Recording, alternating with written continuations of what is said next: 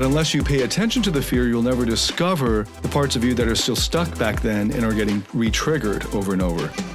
Welcome to the Masculine Psychology Podcast, where we answer key questions in dating, relationships, success, and fulfillment, and explore the psychology of masculinity.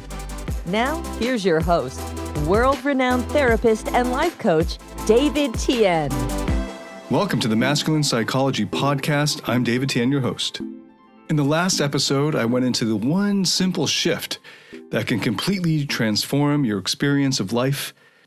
This one simple shift is a necessary component. It's required for emotional mastery, mastering your emotions, which of course includes being able to improve your emotional endurance and your emotional control. And what is this one simple shift? It's that pain is not an emotion. Pain is not an emotion itself. Instead, what you're picking up and calling pain is an emotion. The emotion that you're feeling is painful, but pain itself is not an emotion. This is super important, as I described in detail in the last episode, because so many people get stuck at the level of analysis of just pain. It's my pain, you must understand my pain. But when they get stuck at that level of understanding, where it just stops at pain, they don't get any further to understand the emotion that part of them is interpreting or judging as painful. What needs understanding is the emotional experience, not just that it's painful. Many emotions can be painful. For example, fear or anger or sadness, and of course, regret or longing or depression. All of those can be painful. Just calling them painful isn't actually going to help, and it's not going to allow that part of you that's feeling that pain to feel understood. So you've got to go deeper in your analysis, in your understanding. What is it that part is feeling as painful? What's the emotion?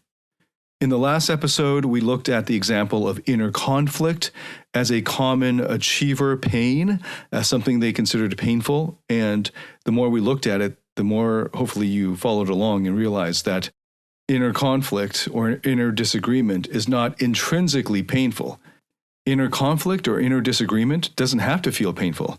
In fact, it can feel really great as a feeling of variety of viewpoints and experiences and emotions within. It, in fact, can feel like a resource in inner strength. Okay, so in this episode, I want to look at 3 emotions that immature people consider to be painful. But before I get into the details of that, I want to answer the more general question of, what do you do about painful emotions? In the last episode, I ended with pointing out that there are emotional skills that as you get better at them, you'll be able to handle emotions that you currently consider painful. You'll be able to handle them better. And in particular, there are at least 4 emotional skills that I think everyone should master. And the first is presence. And the second is emotional endurance, to be able to endure emotions longer, to increase your endurance of them. And then the third is emotional titration, being able to decrease and increase the intensity of your emotions, like on a tap where you're titrating the flow of water, for instance. And then the fourth is being able to influence others with your emotions. And that requires that you have those other 3 emotional skills down. I just mentioned the word presence as the first emotional skill, and that's being able to be with whatever comes up, with that, whatever emotions are there. The first emotional skill is presence. Most dudes suck at these emotional skills. They're not encouraged to learn them by their society or schools. They're not taught them, obviously, by society or schools. And very few men have ever had these emotional skills modeled for them by their father or their male figures or anyone really in their lives. But one fallout of the toxic masculinity that has been common and around the world for so long is a kind of retardation towards emotional understanding or understanding of your own emotions. So the default approach to emotions for dudes as a result of toxic masculinity is to ignore or suppress your emotions, the inability to even be with whatever emotion you're feeling. So that's why the first emotional skill that I teach is presence, being able to stay present with your emotional experience no matter how painful.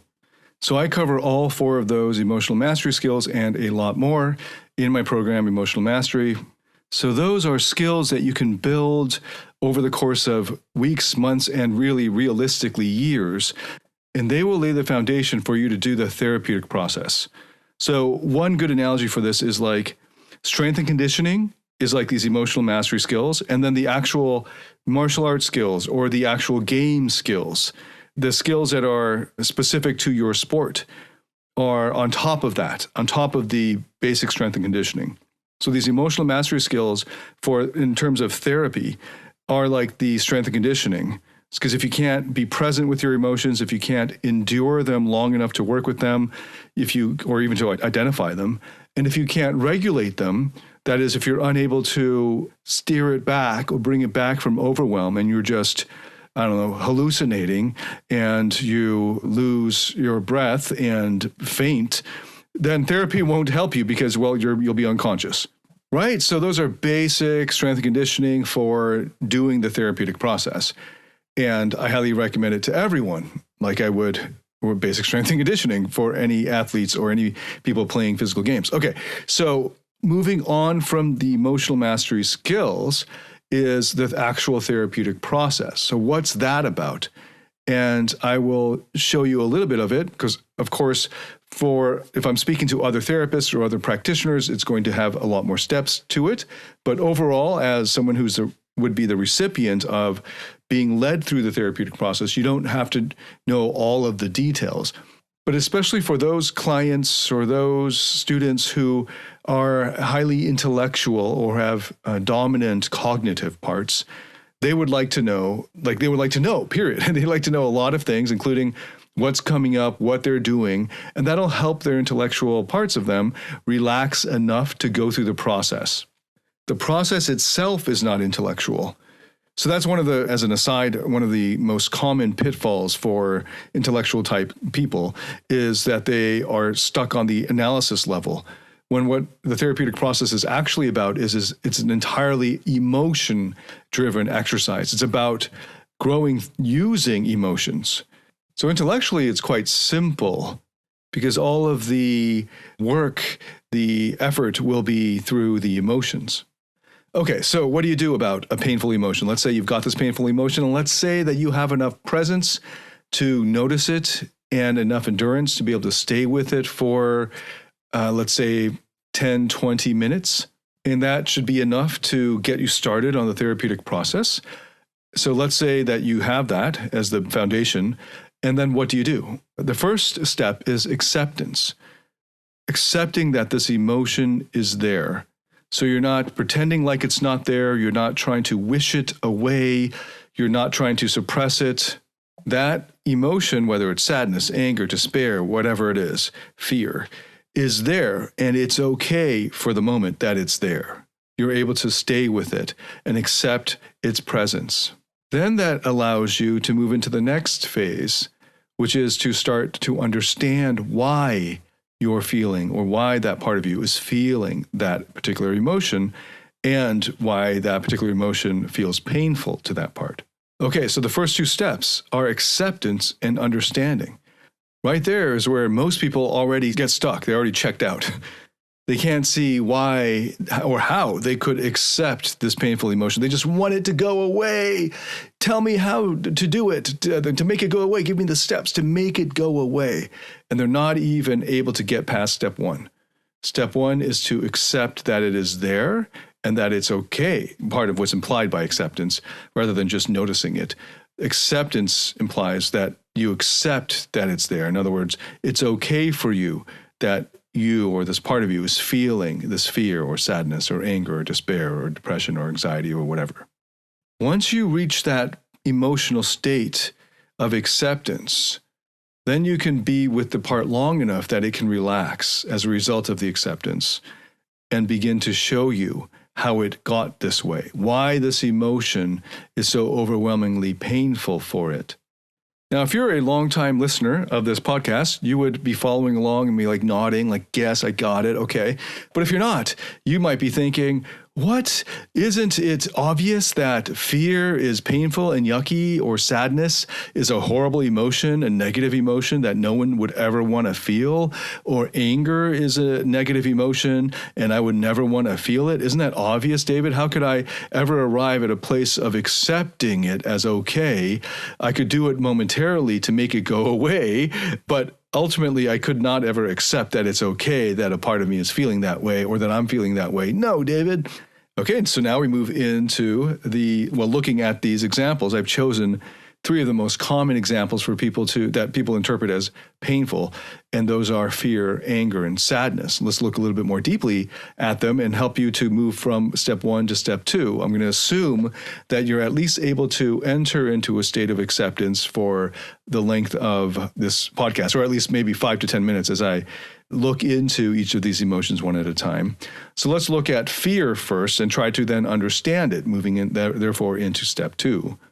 So with each of these 3 emotions, I'm going to recommend a resource in the form of a book, because there's no way I could actually do justice to the profundity and the depth of each of these 3 basic emotions in, this half-hour podcast. So I want to encourage you to read and dig deeper and understand just how deep you can go with all of psychology. So here, looking first at fear, the book I recommend is Thich Nhat Hanh's book called Fear. Thich Nhat Hanh, a great teacher of Buddhism, but also of psychology, and has a lot of resonances with what is covered in psychotherapy, passed away earlier this year, and he wrote a book called Fear. And let's see, the subtitle is Essential Wisdom for Getting Through the Storm. It was published, it looks like, in 2014. It's a really small book. You can get through it pretty quick, and I highly recommend it. There's also a fantastic meditation on transforming fear by Sarah Blondin. You can find it for free on her SoundCloud. It's in the Insight Timer app. I'm sure if you just go to her website, Sarah Blondin, you'll be able to find it somewhere. I think it's called Transforming Fear, and it's great. I made a version of it with my own voice, with our own background music, because I thought it was just so awesome, and I wanted to provide it with a different timing and rhythm that seemed to work better with my clients and students. I discovered that many of my old clientele that was more focused on getting dating success didn't do so well with female voices in meditation. So that was one of the issues. So if that's you, I've got a Transforming Fear meditation based on Sarah Blondin's, and it's accessible through my Platinum Partnership. I say all this because I want to show you just how well known it is that fear can be a positive emotion, that it can lead you to things that you're running away from and not facing.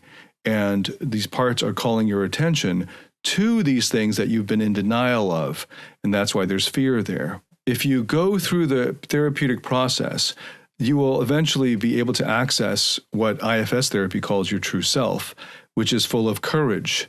And when you take that higher perspective of the true self, you will naturally experience that courage that enables you to face the fear that part of you is experiencing.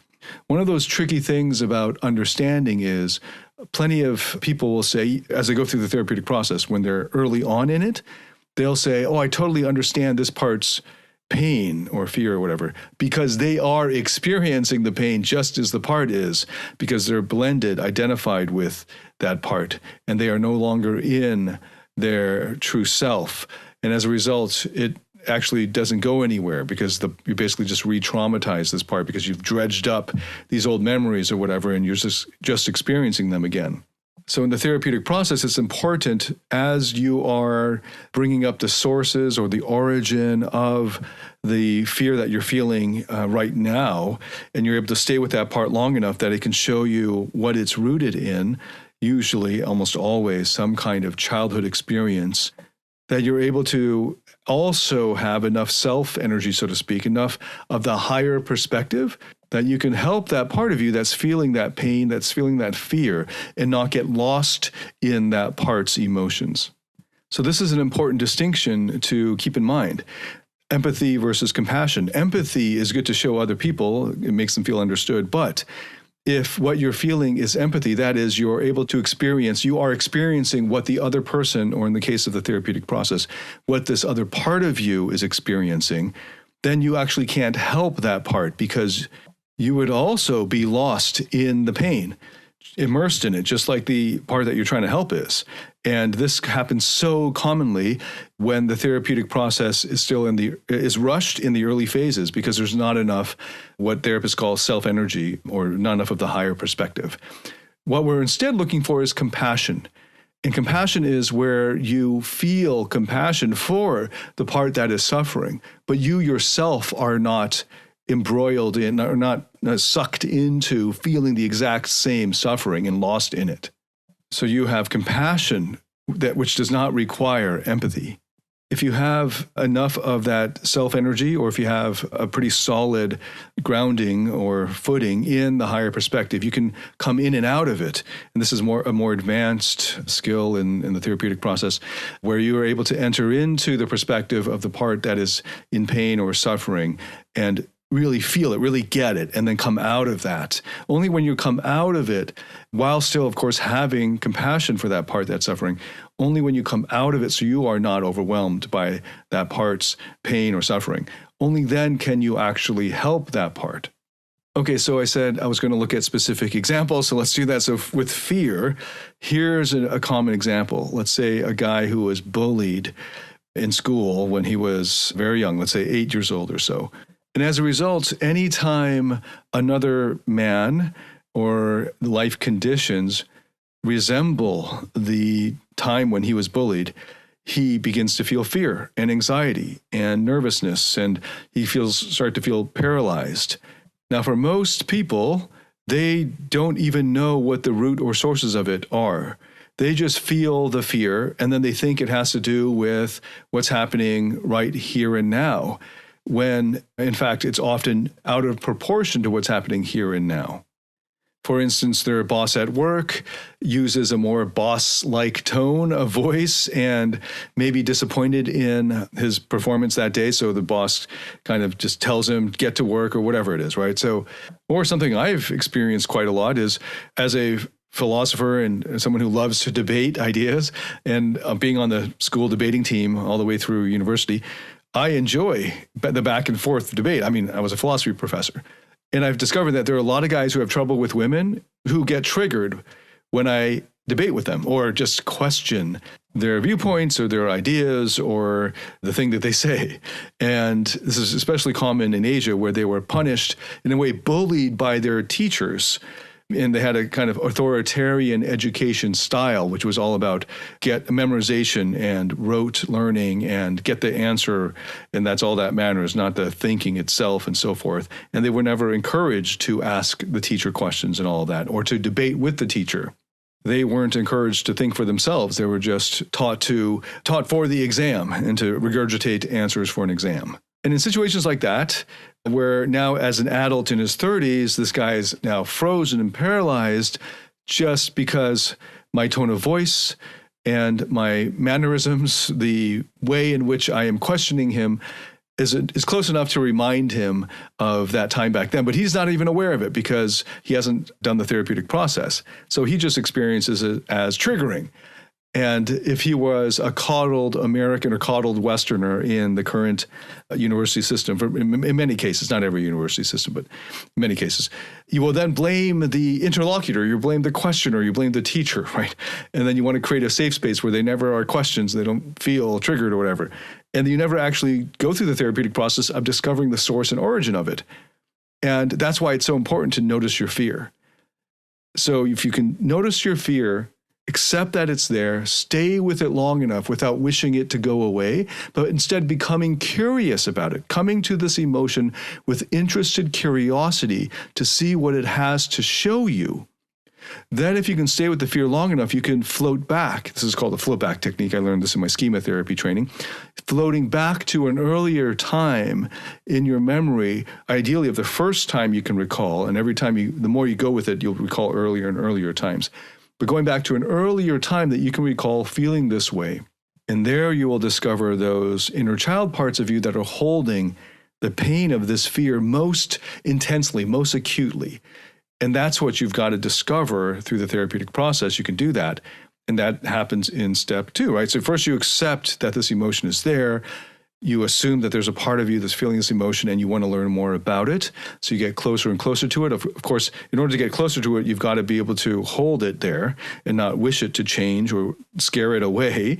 So in this example, it's fear of bullies, and it could be schoolyard bullies. So I gave the example of teacher-type bullies, but it could easily be a fear of physical confrontation. It's also quite common for guys who struggle with women.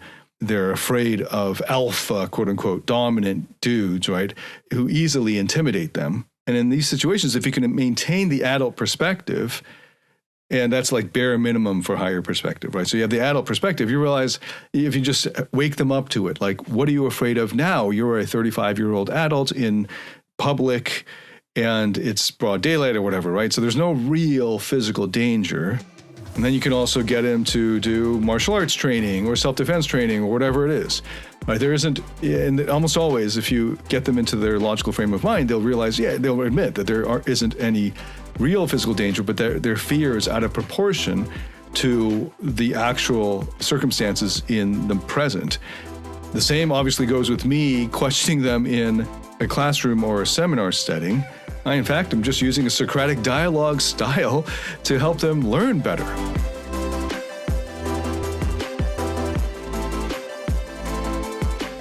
Do you struggle in your interactions with women or in your intimate relationship? Are fear, shame, or neediness sabotaging your relationships or attractiveness? In my Platinum Partnership Program, you'll discover how to transform your psychological issues, improve your success with women, and uncover your true self. Get access to all my current and future online courses by applying for the Platinum Partnership today at davidtianphd.com/platinum. So in both of those cases, there is an obvious disproportionate fear reaction, and that would alert you then to it having to do with something much earlier in your formative years. And you'll never get to that crucial material unless you can stay with it. So those are the first 2 steps of acceptance, which will then set you up to understand how it got to be this way in your mind. Now with fear, in some cases, there are some real danger to be aware of, and it makes sense that you'd be afraid of it. For instance, if someone was holding a gun to your head and you were afraid of dying, that makes sense, right? So in that case, you don't need to do any psychotherapeutic help around that, right? But there are also those, because it's just obvious why that, and it's also obvious how to remove the thing that's triggering the fear, right? You got to remove this guy's pointing the gun at your head or whatever it is, right? You got to remove the immediate danger.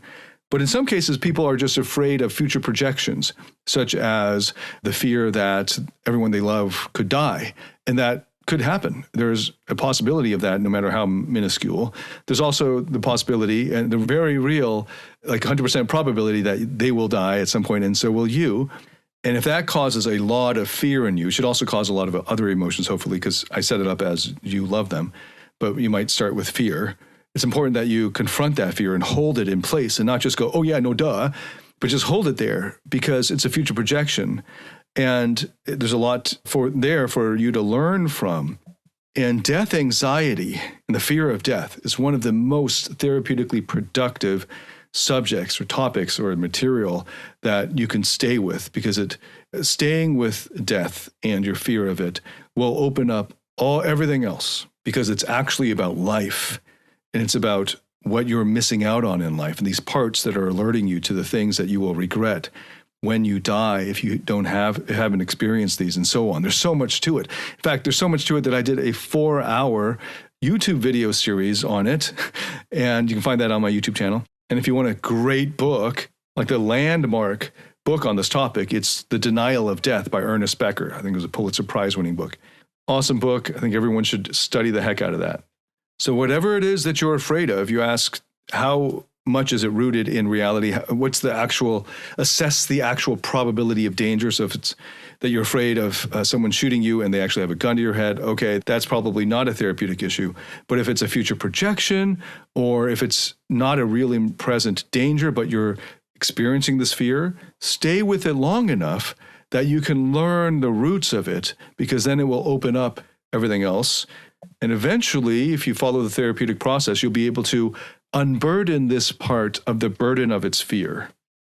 But for that to happen, and that's real therapeutic breakthrough, right? Letting go of the fear. But for that to happen, you've got to go through the earlier steps of first acceptance. And I guess even before acceptance, there's just noticing. Right? Noticing, then acceptance, then coming to an understanding of it, then checking that you're entering this higher, or you're in the higher perspective or the state of your true self, which will naturally lead to courage and confidence, which will then give you the state of emotionally and mentally to help this part let go of its burden. And then the whole unburdening process is a bunch of steps. If you're interested in what the therapists are learning for the unburdening process, you can read about it in Richard Schwartz's textbook on internal family systems therapy, the second edition. You can also read about it in the book No Bad Parts, which I highly recommend, and I did book analysis on in a previous episode. So that's fear. And you can assume that there were clear and present circumstances of real danger back then that led to this fear response. But that now, in the present, it's not the same. You are now an adult. You are now prepared. You have a lot more resources to deal with it. And the circumstances are not as dangerous as it was when you were 7, 8, or 9. But unless you pay attention to the fear, you'll never discover the parts of you that are still stuck back then and are getting re-triggered over and over. And if you just try to suppress it or ignore it, it'll just come to bite you in the ass later, as is true for all of these emotions. Okay, so the next one I wanted to look at is anger. There are fewer good books on anger, but I can recommend Harriet Lerner's book, The Dance of Anger. It was written for a women audience, so keep that in mind, but it's, from what I've seen so far, the best book on anger. So if you want to go deeper into that, The Dance of Anger.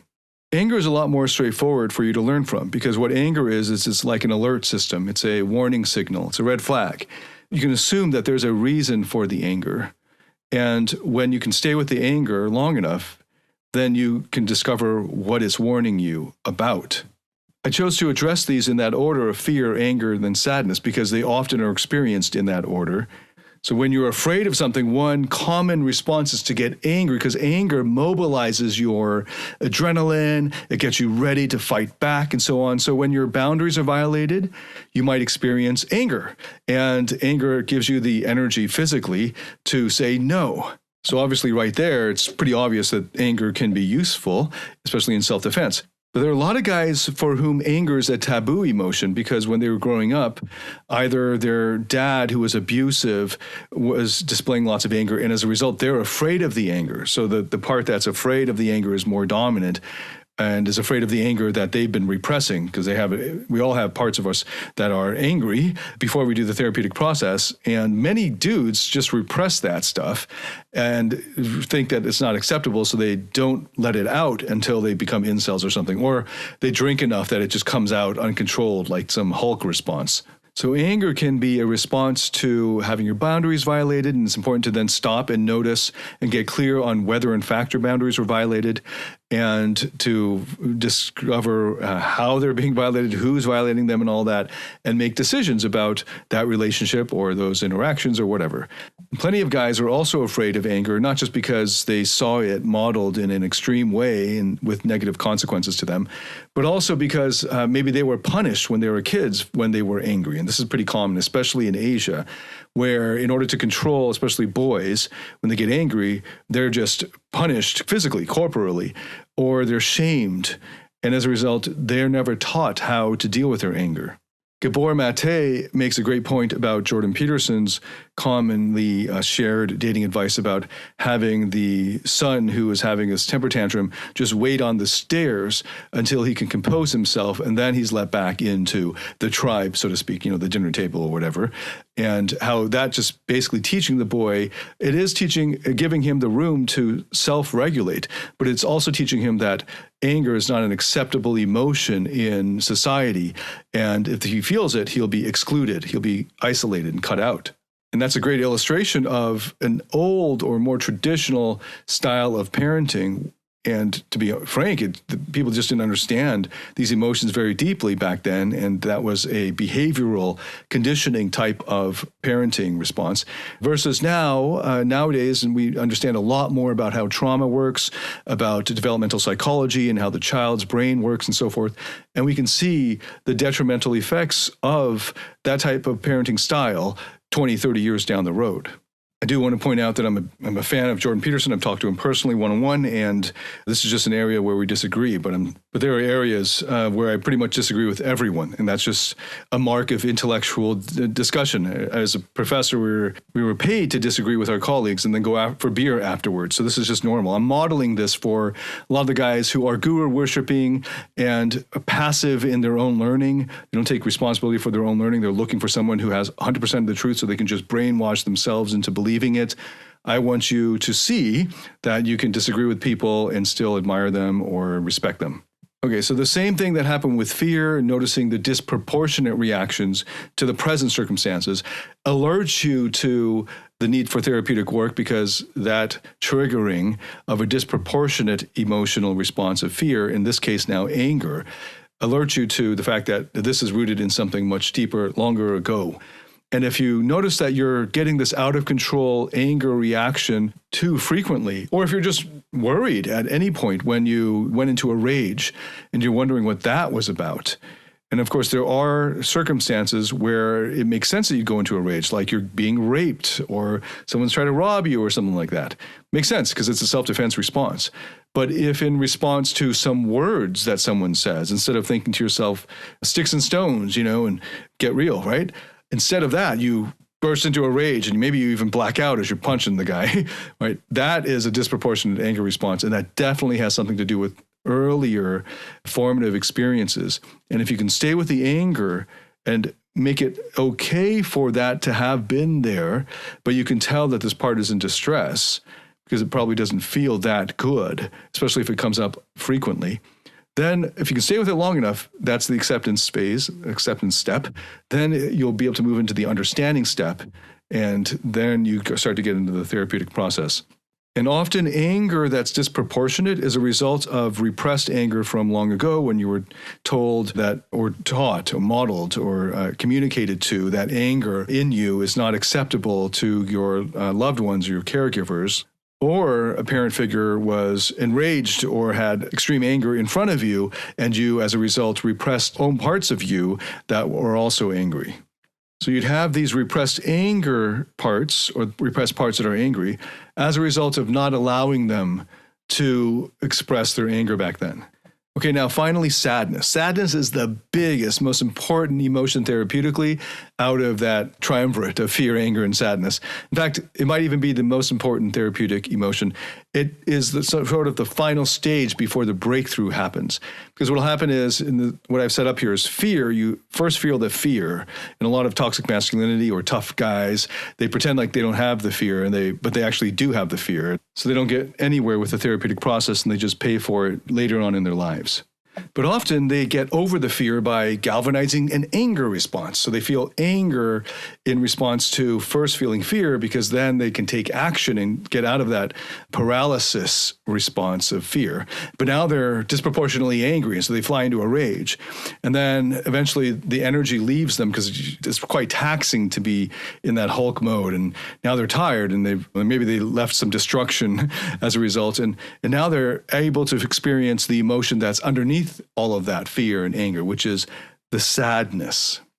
There's a pretty good book on sadness, and I recommend this one with a caveat because in one of the earlier chapters, she misconstrues what psychotherapy is.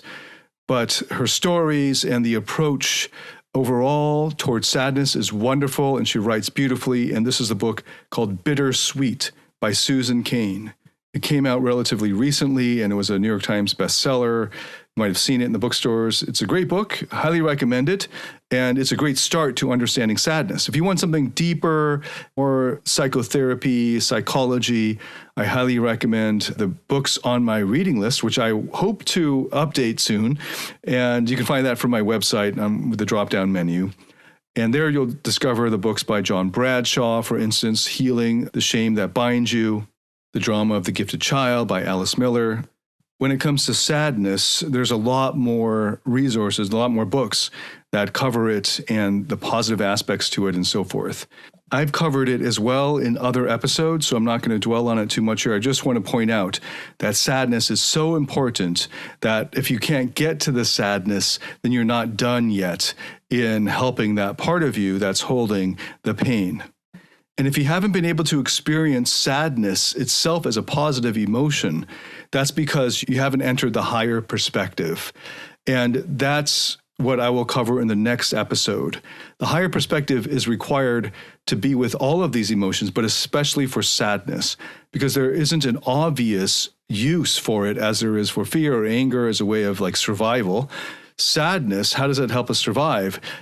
Sadness is actually intrinsically valuable. And if you can read Bittersweet by Susan Cain, that'll give you a taste of it.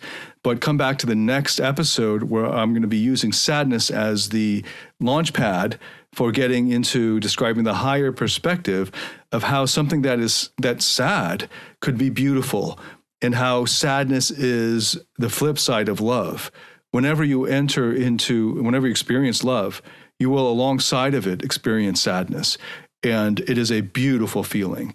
And for all of those men, all those people who are fleeing from sadness, you're also blocking yourself from experiencing unconditional love.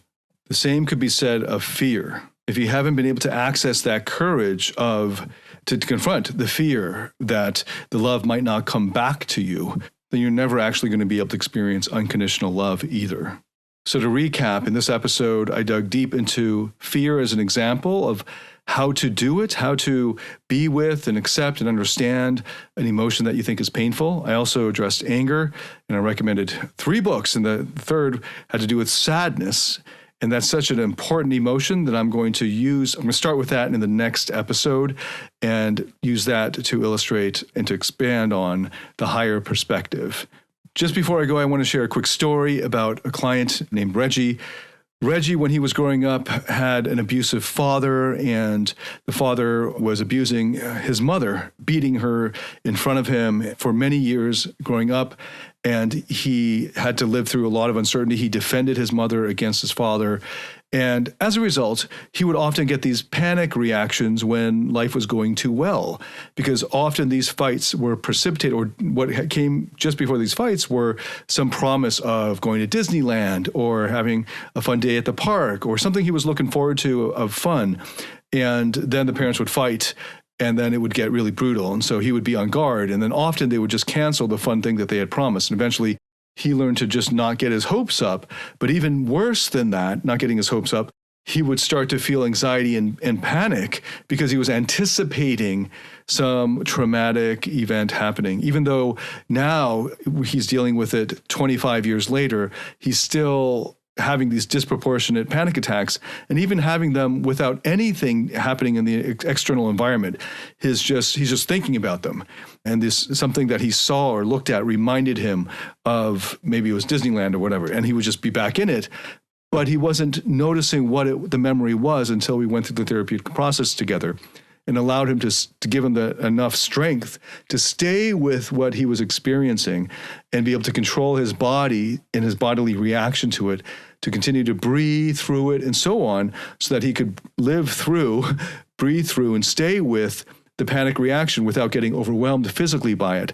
And as a result, and this was early on in his therapeutic process, he was able to get that higher perspective and be with that part and remind it, the little boy within who was panicking and re-experiencing those traumas, and there was happening at many points in his life, being able to stay with that and remind the boy that that's not what's happening in his life right now.